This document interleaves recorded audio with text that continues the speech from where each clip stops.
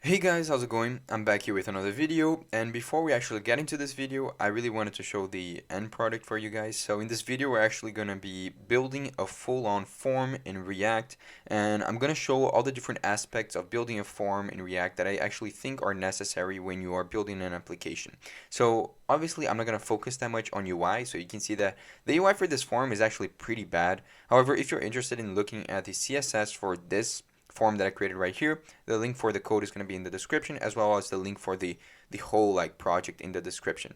However, I'm going to be focusing on different aspects that beginner people in React don't usually think about. For example, when you create a form, you usually want to work with validation or displaying errors, and this is something that I want to show you guys in this video through two different libraries which I think are really great. One of them is called React Hook Form, and the other one is called Yup. So React Hook Form is a library made for just automating your creation of forms and also displaying errors correctly. Also, I decided to use this library over another library like Formic because I wanted to try it out, and also I saw that it actually is made in a way so that it triggers less re-renders of the page. So I really wanted to try it out, and I actually really enjoyed the library. So I'm going to show you guys how to do it with it.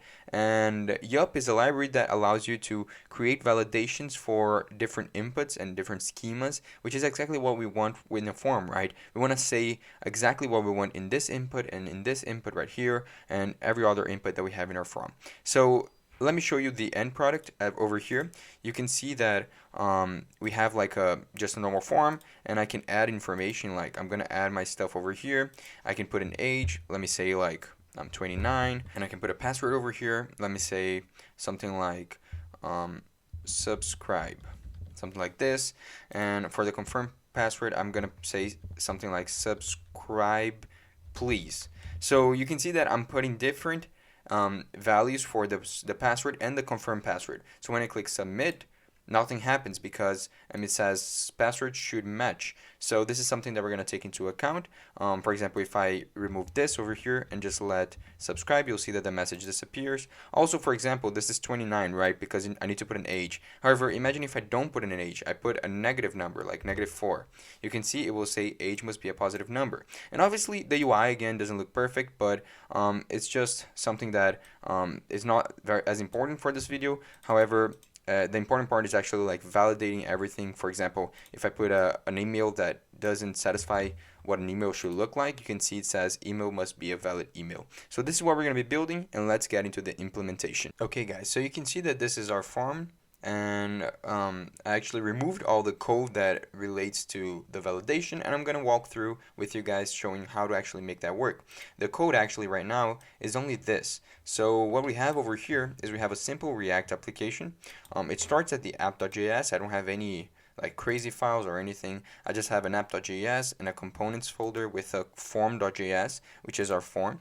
And in the app.js, I just call the form component over here, which is great, right? So what do I want to do now? I want to come here to my form.js, which by the way, right now just includes some divs, a title, and as you can see, a form with some inputs, right? I have some inputs over here, which is exactly what you would probably have if you were creating a normal form. However, I want to change this to satisfy the new kind of a better form, a better way of making forms, right? So how exactly do I do this? First of all, one thing that is best practices with form is always utilizing the name property, because when you have inputs, you want to be able to identify which input you're talking about. So sometimes you can use the name property to do that, and they should all be unique. For example, this input right here is the one for the first name, so the name is first name. This one is last name, this one is email, and it goes on, right? So I also like to put placeholders so it looks better, and also like to define the type, right? So if I actually wanted to define this as number, I could have make that equal to number, and it would only accept an age that is a number. However, I actually like to keep the age as text. It's just a personal preference, and you can see that all of the other ones are also text, but this works with every single type of input. And at the end, we have an input of type submit, which I just add an ID so that I could style it. Not a big deal. The UI, as I mentioned, the code is in the description. So let's actually start by making this work with the libraries that we're going to be using. And the way to do this is by first installing the libraries we're going to be using, right? So let's actually get started and install the libraries we're going to be using. So the first library we're going to be using is React Hook Form. So I'm going to leave this command in the description, which I'm going to write because it's going to be pretty big. The name of the library is React Hook Form, and we are also going to use Yup, which is another library. And also in React Hook Form, we also need to install a different branch of this library, which will allow us to create schema-based validations together with Yup. So I'm going to install this other package called hook form / resolvers / yup, like this. And this should be it. Okay, it said, oh, because I accidentally wrote the command wrong. So again, I'm gonna just put an add over here, and this should work. So add, and I'm gonna put the command in the description. I already actually installed everything. However, if you're interested, just go into the description and you'll see it over there. So after you install the packages, you can just come here at the top and import all the packages we're going to be using. But we're just going to be using certain things of each package. So I'm going to show you guys exactly what we want to use. So for example, in the React Hook Forms, I'm going to say import from React Hook Form, like this. And I just want to import the use form hook. So this is a hook that exists in this library, which is really cool. And it's basically the building foundation for creating this validation. And the next thing we want to actually import is going to be from the add hook form resolver / yup, as I mentioned. And we actually just want to import the yup resolver, which will allow us to make this connection between React Hook Form and yup, which are two different libraries. And at the end, we also want to import everything that exists inside of yup. So to do that, we just want to say import all as yup from the library yup, like this. And this is basically it for all the imports. Now we're going to be using every single thing that we imported in order to make this work. And the first thing that I actually like to do is I actually like to create the schema, right? So what exactly is the schema?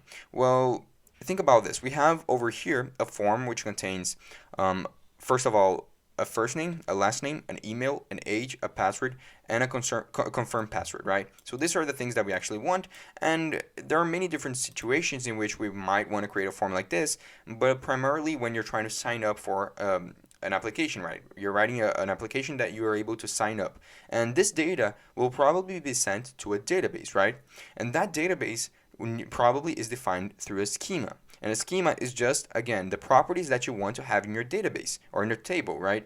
And this includes all the ones that we have over here. However, they should be of a certain type, right? We don't want to add an email that isn't of the type email, right? We don't want to add an age that is actually just a word, because age is a number. So we have to define this kind of stuff. And we use Yup, which is a really nice library, to do this. So in order to actually create our schema, we gotta come over here at the top, and obviously when you're working in a real application, I recommend actually creating this in an external file, but this is just, it wouldn't matter that much in this video. Just know that you're gonna create a schema over here, like this, a variable called schema, and it's gonna be equal to yup.object.shape. And the reason for this is because this is how you actually create a schema. You define it, you say that a schema is an object of the shape, and inside of here we can put all the properties that we want to have in our object. And the properties that we want to have is, well, a first name, like this, first name. Then I'm not going to put the values yet, I'm just going to put all the properties, so last name.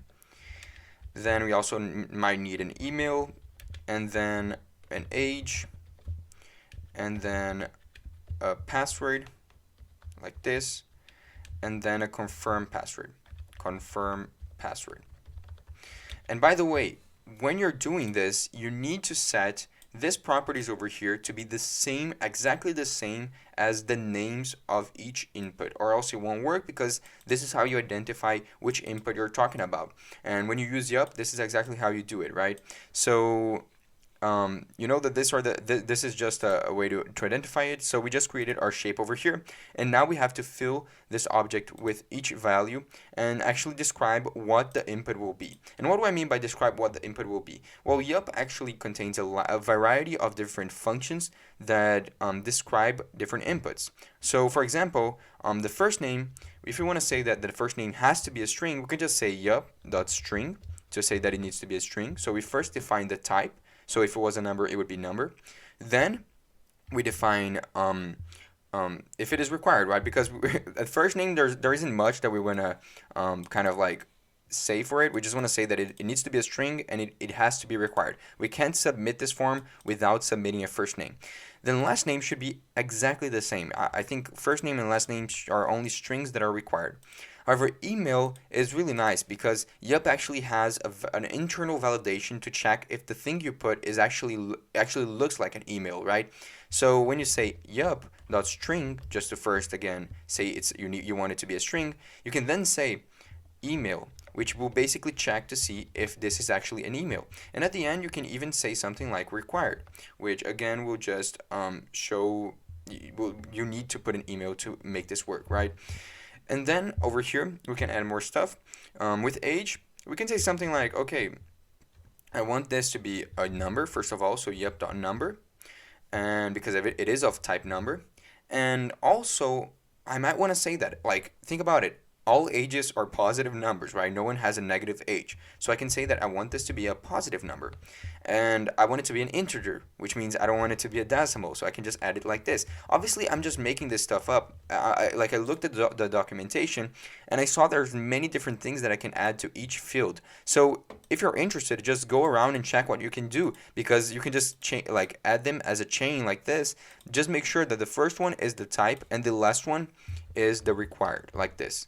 And this is really nice, right? So now for password is actually really interesting because you can define for any string a minimum amount of characters and a maximum amount of characters, right? So this is something really cool with password because you don't want a password to be inputted with like 2 characters or with 100 characters. You want to have like a defined fixed length, right? So for example here, I can say that I want password to be a string, and I can maybe put a minimum length of like 4 and a maximum length of like, I don't know, 15, which is what I did before.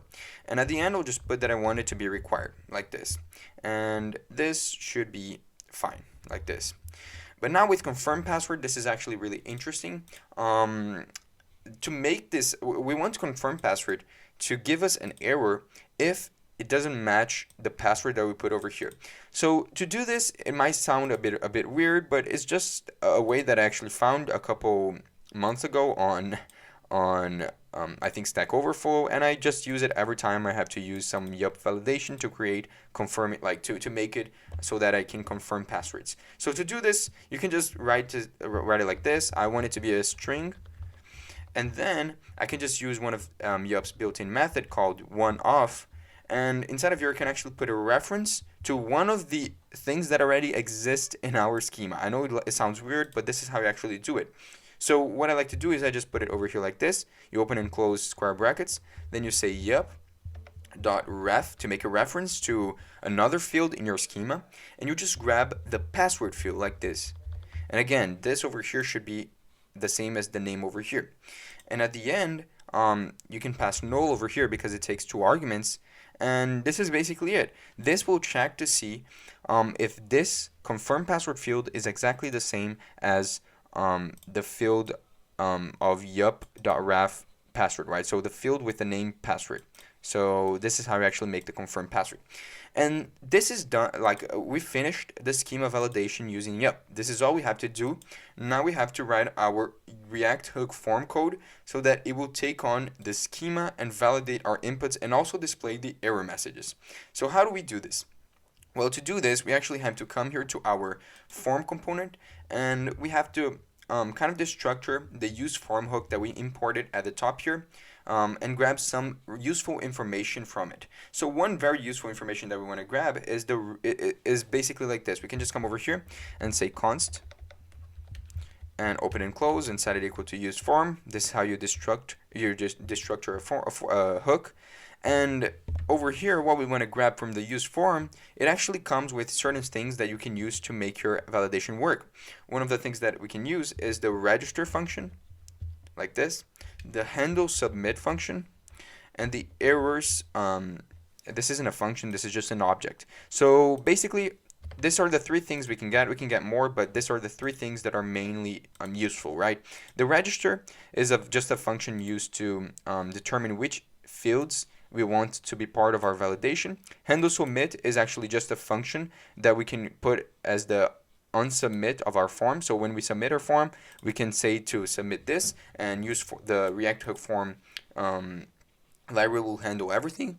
And errors is just an object containing all of the errors. So literally, we don't have to write any errors individually. This will grab the errors that are displayed by yup and will be stored inside of this errors variable or object, right? And in order to actually connect this with yup, we can just pass inside of our use form over here, we can pass an object like this, and we can pass inside of here a resolver. And this resolver will be the yup resolver, like we imported at the top. And inside of it, we can actually pass our schema. So this is how you connect the yup to React hook form. And I think it's really nice. You can see we just created the schema, pass the yup resolver as the resolver into a hook, and this is it. It will automatically handle everything for us. And now all we actually have to do is we have to actually make our form and display our errors. Before we actually do that, actually we need to come over here and on our onSubmit, like this, on our form, we just have to pass the onSubmit, like I mentioned before. So on the form, when we submit the form, we want to submit, and we want to pass the handle submit. And inside of handle submit, which is the thing we imported over here, we actually have to pass a function inside of here, which is the function which basically handles when we submit our form. So like when we click on the submit button, this function will be called. So let's actually create this function right now. We won't actually write it out, we'll just create it by saying submit form, something like this. Just create this function, and this should be fine, like something like this. And we'll actually, this function grabs some data. So the data will be the object containing the information submitted in each input. So when we write stuff in our input and we click on submit form, then the data from our form will be stored as an object in this argument right here. And now that we created this function, we can just pass it over here like this. And now that this is done, we can come here at the bottom and start creating our inputs so that it will work with React hook form. So in order to actually define, as I mentioned before, you need to use the register function to actually make it so that each input is actually part of our validation. So to do that, you need to actually pass a ref. So if you're used with hook, you know that ref will, it's basically, you're just setting this as a reference to something, and internally inside of React hook form, this is how they actually grab the inputs. So we're setting our ref here, and we can just pass register as our ref. And we do this to every single input or every single field in our screen that that we want to be part of our validation. So I'll just like paste this on all of them, and this one right here, which is confirm password. I just realized that I actually wrote confirm password wrong, so confirm like this, and this is done. So we now actually have everything almost done. The last thing that we actually want to do is we want to display our errors. So how do we make it so that it will automatically display the errors? We know here that we have, we grab the errors object, right? So what happens with this is that every time it will constantly be checking to see if our fields are satisfying the schema that we defined above. So for example, if my password is currently not the same as the confirmed password, then it will constantly show the things like the message saying, the errors object over here will constantly have a property called confirm password.message, which will show the error message saying something like, I don't know, passwords don't match, right? So this is how we check. We can just come over here at the bottom, and below each of the inputs, we can just put something like, I don't know, I'll just put a p tag, but you can use any type of tag. And what you want to do is you just want to grab the errors dot the name of your field. So this field right here is the first name, so I just want to display the errors for the first name. And obviously we can use this to check if there's actually any errors, and then access the message like this. So if there's any messages, then display the messages. If there isn't, then just don't display anything. This is what this is basically saying. And we can grab this and paste it below every single input and just change it so that it will it will satisfy the input that we want to display the errors for. So this one is going to be the last name, and this one is going to be the email, like this, email. Then this is age, like this, age, and then password is going to be password. And for confirm password is actually a bit different. We didn't actually set it doesn't, since we actually how can I mention, since we actually created this kind of validation by using the one off like over here, it doesn't come automatically with an error message, so we can bypass that by just coming here at the bottom and just creating our own error message by just saying something like, okay, I just want to check to see, I want to create a p tag over here, and I just want to check to see if errors.confirmPassword exists. So if there's any errors, so if there is, I want to display my error over here, and we can put whatever we want here. I like to put passwords don't match or should match, like something like this. Passwords should match, and this is actually basically it, right? We just handled everything, but currently we obviously are not seeing our data, but it's just not allowing us to submit. So to actually see our data, let me just say that when you submit the form, you want to console log the data like this. Okay guys, so that should actually be it. Let's check to see if everything is working. Let's first of all just check to see if stuff are submitting. So the thing is that if we submit a form, so like I'll just fill up this form. I'll put something like Pedro, I'll put something like Machado, which is my last name. I'll just put a random email at gmail.com, something like this, .com, and I'll just put like an age of 4. I'll just put a password of Pedro. I'll just put another password of Pedro, and actually, yeah, I'll just put something like Pedro S. So these two passwords are two completely different, right? So in this case, when we click submit, it shouldn't actually submit. So nothing should be console logged, and also a message should appear down here saying password match. So when we click submit, you can see that nothing is console logged, and you can see clearly that it says passwords should match because the two passwords are matching.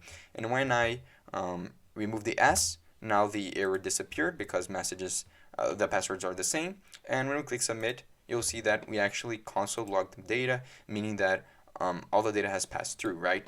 And this is great. We can test the other errors as well. So like if I put a negative sign over here, it should say age must be a positive number because we said that our ages should be positive. Also, obviously, if we remove a field, it will say first name is required. You can like customize these errors if you want to easily by coming over here, for example, and like just adding inside of the yup validation, you can just add a string at the method and saying something like first name should be required, please, right? And when I save this will automatically be changed. If I refresh this and I don't put a first name, but I put like a bunch of random stuff over here, I'll just put like this and click submit. You'll see that first name should be required, please, because this is the message that we just customized in our yup validation, right? And another thing is just the password should be, again, it should actually be of type password, as I mentioned before.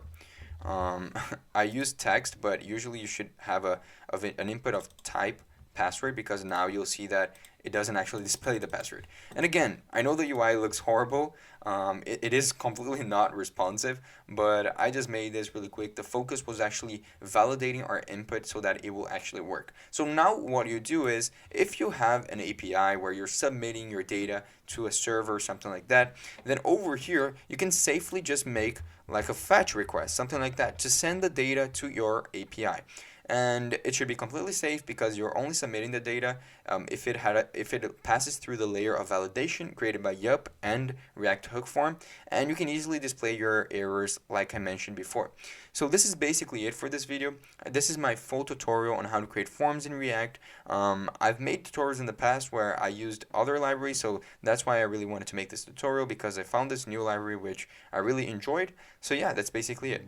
I really hope you guys enjoyed this video. If you enjoyed it, please leave a like down below and comment what you want to see next. Subscribe because I'm posting 3 times a week, and I would really appreciate it if you guys could subscribe.